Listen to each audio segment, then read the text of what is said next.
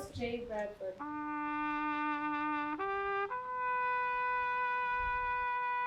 Thomas M. Fries. Name Joseph A. Giffen. after name. Ralph D. Tatum, Staff Sergeant, U.S. Army, World War II. These veterans are finally getting the recognition they deserve.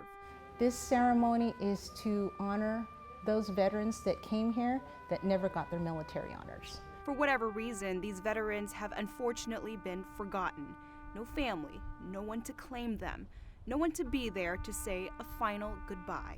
But today,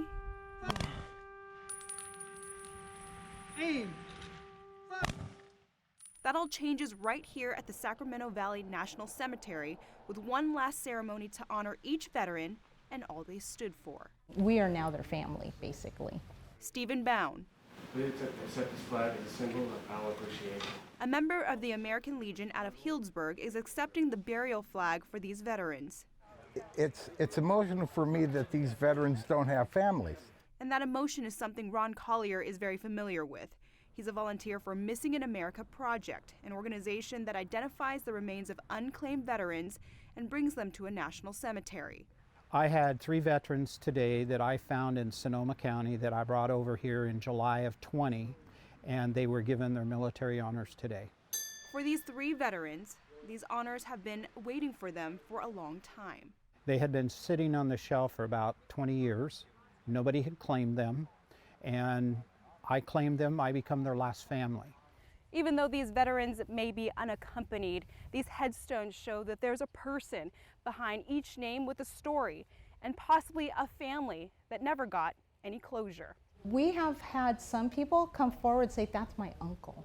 I had no idea it was my uncle is buried here. That's part of the reason ceremonies like this are held at this cemetery, for families to get one last reunion. It's just very heartwarming to know that they found someone that probably was lost. And while reunions may not happen often, ultimately, it's about giving that veteran peace. It's to help our veterans to find a final resting place.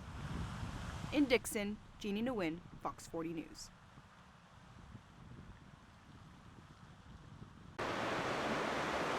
After a soaking rain, the Mineral Bar Campground is a treasure, brimming with natural beauty on the North Fork American River. But the rewards are more than just visual, especially after the rain this area received last week. You always hope you find a nugget, Keeps you coming back. Yeah. We ran into Ron Nelson on the riverbank, a prospector by hobby. He concurs with what we heard from some local mining shops. The recent heavy rain has hobbyists excited about their prospects. Hard rain loosens pieces of gold from the riverbanks and canyon walls, sending them downriver, essentially restocking popular prospecting spots with gold. It will fall into these holes if the river was up this high. Ron pointed us to these natural pockets in the bedrock where gold can become trapped when swollen river water rushes over them. And he was a good sport, willing to give this news guy a lesson. Before we pan, we dig. But among the sand, there are likely to be some gold flakes. We're gonna find out. And like fishing, panning requires patience. And what I do is take the pan and turn it this way like this. It shakes it down, stir it up some more. Just kind of pull the pan back from the water and then shake it back down. Anything that floats out of your pan's not gold. The Auburn Recreation Area, which Mineral Bar sits within, does not allow machine mining. But isn't this more fun? It'd be more fun finding a big nugget. Ron has made some money panning for gold. You could come up here and go camping for 3 weeks and pay for your food. On this day, we didn't strike it rich, but we didn't strike out either. There's a little tiny flake right there. That's gold. That's gold right there. It was just a tiny fleck of gold dust, but like a small payout on a casino slot machine, it does make you want to come back. There's gold in this river. There's gold in these hills. The summer fun has come and gone in the High Sierra. These mountains are ready for a change of seasons. And up at Boreal,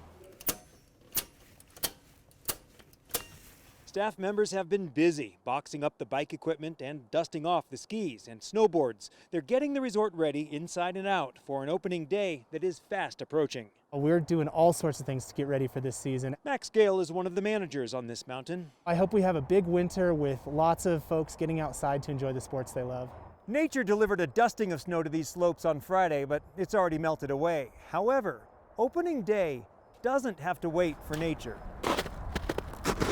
Boreal started making snow Sunday night and already has a fantastic base. We have a tentative opening date for November 19th.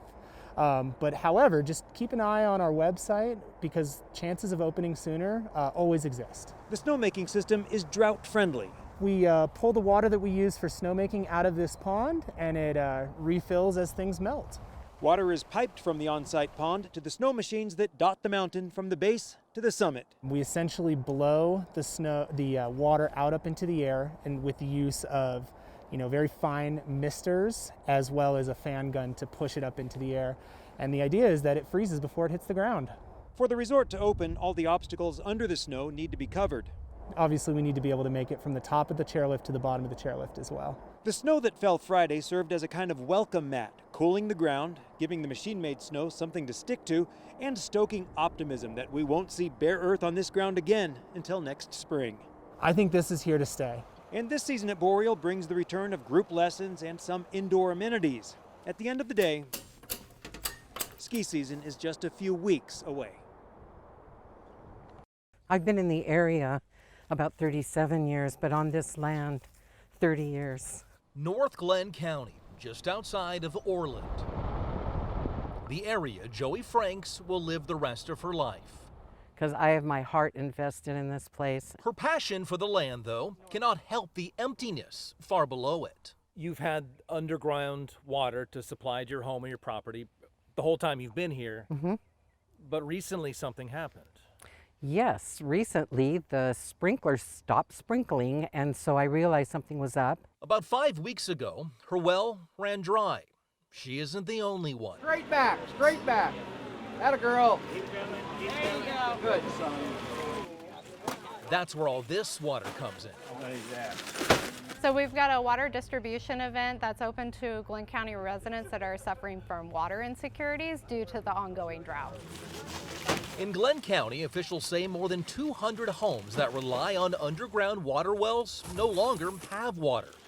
Most of them with no access to water at all. Wednesday, a little help. Those needing water, picking it up by the cases at the Orland Fire Department. It's very helpful because you don't think about how much drinking water you use or how much water you take to work with you. The need for water obviously goes far beyond just something fresh to drink. If you don't have any running water, you can't take a shower. With that in mind, Glenn County is having people come to where the truckers come, to this pilot truck stop off of I-5. 2 showers per week per person.